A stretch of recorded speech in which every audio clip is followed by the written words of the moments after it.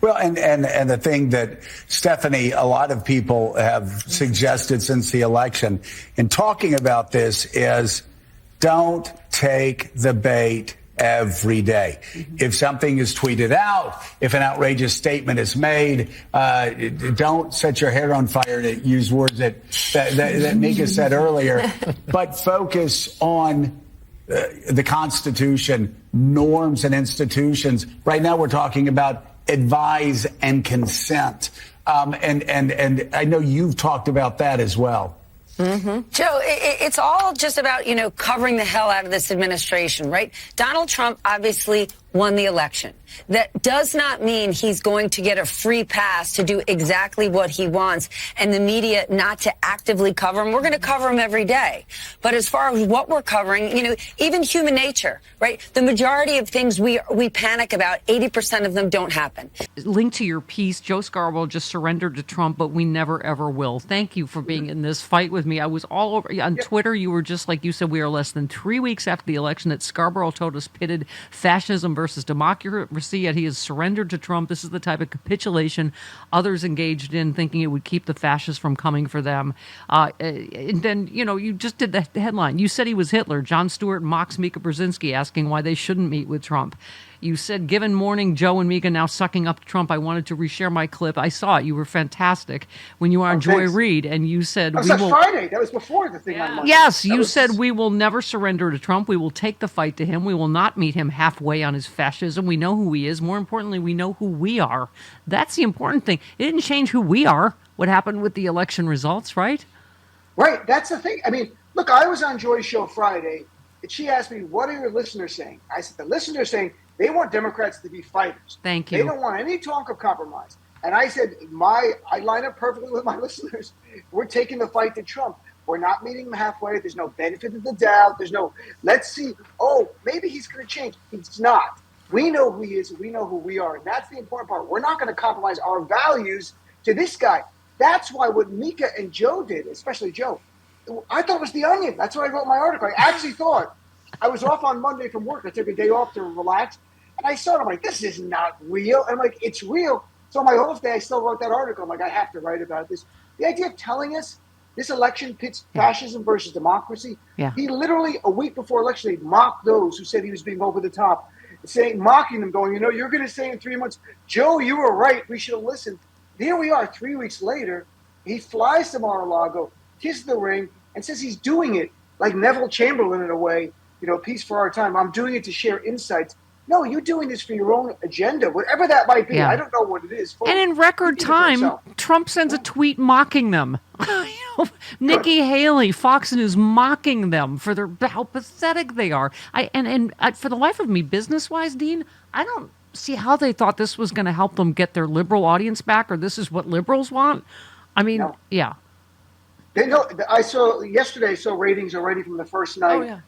The overnight ratings from Monday to Tuesday dropped 35% in the key demographic, and we'll find out more. The fallout from listeners, and you saw it on social media, I'm sure your listeners as well. It's not like they were people who didn't take a position on the election. They were some of the loudest critics of Donald Trump. So the question is, were you just BSing us? Were you just telling us that because you thought it fed the audience? Yeah, they have no credibility now. Well, I don't need them anymore. I'm going to go now be pro-Trump. So we can't. No one can believe them. The right can't believe them. The left can't believe them. They should resign. They should not. I'm not saying cancel them. I'm like, you have no credibility. You should just leave and go do a podcast and go do something else, because this is ridiculous. There is a show that has experience in that time slot that could replace them. They made an egregious error when not choosing the Stephanie Miller show right. 11 billion years ago. Uh-huh. Exactly. You had mentioned some points, though, just pointing out the hypocrisy, Dean, that I've forgotten about. Joe showed this is a week before the election. He showed the headline: Trump calls for Cheney's execution. The host then mocked those who didn't believe his warnings that Trump was a fascist, saying they'd go, "Oh, Joe, so condescending." 3 months later, "Oh, we should have listened to you, Joe." I mean, how do you? On and on, right? You said it's one thing to say we want to reach certain people who voted for Trump, especially younger people, those who voted for Democratic presidential candidates in the past, to understand why they supported Trump in 24. But heading to Trump's crime lair to meet with a convicted felon, educated rapist, and man who attempted a coup is indefensible. You don't need to go kiss the ring to report on somebody. Right. No, and to be very fair, if Trump would have contacted them and say, I'm going to come to 30 Rock, and you can ask me any questions you want, I'm president-elect, that would be a different scenario. That's not what it was. They said they reached out to him. They went there. And now the reporting is it's because they were worried about their personal scared. safety. Welcome to the club. That's how we. Right. What is it? You either hang together or you hang separately. That's why we all have to. Right. And it's not that didn't make it better. That made it worse. That means you intentionally abandon us instead of standing with us in the fight. The history of fascism is if you can either submit or fight. Those who submit, it doesn't turn out well for you. Especially people who were the enemy, perceived like the enemy, like Joe and Mika. Yeah. They're going to come for them on the right. There's no doubt. If Matt Gaetz gets confirmed, God forbid, or anyone else, a Republican like Matt Gaetz, who's going to use DOJ to prosecute enemies. And it's not going to save you. It just makes you look weak and pathetic. You think Trump's going to spare you? He's just going to mock you like he already did. You know, I mean, and you said it's the final nail in the coffin of cable news having any credibility. And you said the demise of cable news and corporate media in general has been building. And, you know, you just were talking about, I mean, how you should start like a psychic network because you were on Joy Reid, as you were saying, before this happened. Friday, we're going to stand and fight. And then they're like, nope, we're going to go to Mar-a-Lago. I'm like, that's a different take.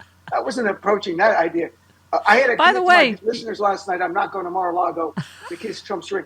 We'll go to jail. Yeah. I mean, I hope it doesn't get to that, Stephanie, but sincerely, all of us are activists. We stand with these communities that are our fellow vulnerable communities. And if that meant we had to go to jail to defend them, so be it. I don't think we get that, but I think I'm on list 3. Like, you're gone first. If they take Stephanie, I'm leaving. Yeah, I don't know we're Muslims or lesbians, you know, but I'm just hoping all the comedians were in the one, because we'll just make each other laugh. I want to be in the camp with the other comedians. You think we'll have Wi-Fi? That's all I care about. By the way, either you complete me or you listen to me, but you quoted, as I did yesterday, we shall fight them on the beaches, we shall fight them on the landing grounds, we shall fight in the fields and in the street, we shall fight in the hills, we shall never, ever surrender. Thank you. Winston Churchill. Churchill. I like it very much. You have to fight all the time. And you said, we too shall never surrender. This must be our creed and promise for the next 4 years as we take the fight to Trump. Thank you. I mean, I was saying, I gave him a chance the next day, and his reaction was even more smug and condescending. Oh, it's just all my friends have been calling and saying it's great that, you know, it's just a few social media cranks. That's not the real world. It's like, well, take a look at your ratings immediately and go, it's not just a few cranks on social media, right? Right. The idea that we're not the real world because we're on social media, and that's how we instantaneously respond to things is outrageous. And I found it so dismissive and elitist and arrogant. And it reminds you, he was a Republican member of Congress. He comes from a different world. That's why I think, Stephanie, so much going forward. The leaders of the movement going forward can't be the former Republican, never Trumpers. They can do their thing. They're great. On the Democratic side, we have to start talking policy. And we are progressive. So it can't just be resist Trump. That's important. But also economic populism. A policy that help our fellow Americans.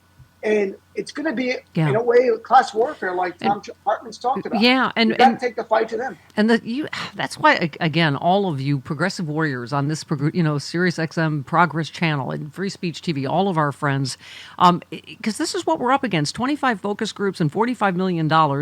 Advisors to Elon Musk pitted people against each other to cause a rift in the Democratic Party and depress turnout for Kamala Harris. This was 2016 2.0. Mm-hmm. Right? They found Muslims were bombarded by ads promoting Harris's backing of Israel, while Jewish voters were told she was supportive of Palestine. Left-wingers were told she's abandoned the progressive dream, while more conservative voters heard of her liberal agenda. I mean, Alan Lichtman was right. You know, it's disinformation was the key thing that threw off any other, political, prognostication that you could have, right? Certainly. And then look, what Elon Musk did was all legal. He invested, he didn't donate, he invested over $100-something million. Yeah. We'll find out the details to make more money, to have more power. So he runs ads with focus groups, pitting groups against each other. All of this is legal. And there's something deeply wrong about billionaires running our nation and the oligarch class rising up that is happening now. And Elon Musk is going to set policy because Trump doesn't care about any policy. He's going to let the billionaires. He has billionaires in his cabinet right now. His transition team's headed by 2 billionaires. This is the coming oligarchy right in front of us. And that's where we have to fight, to take the power from the billionaires, give it back to the people. And that's going to take Democrats who are fighters. We're not going to be like, let's just work together. Alan Lichtman's to them. keys are based on the actual economy, not people's disinformation about the economy, which is what they voted on. If we had lost because the economy was actually bad, and again, corporate greed is the entire reason for prices, period. Kamala Harris talked about that. Donald Trump didn't. Donald Trump and MAGA have zero policy ideas to reduce inflation. They do have ideas to increase inflation. Just yesterday, Walmart, they reported earnings, and Target today, and both said Trump's tariffs, if enacted, 20% on all foreign goods and 60% of those from China will cause higher consumer prices because they can't absorb that. They have to pass it along to us. Of course. It's inflation. It's a built-in inflation. Hey all, Glenn Kirshner here. I hope you'll join me on my new audio podcast, Justice Matters. I'll be using my 30 years as a federal prosecutor and Army JAG to unpack, break down, and explain the legal issues of the day, particularly where the legal intersects with the political. Please look for Justice Matters with Glenn Kirshner wherever you generally get your podcasts.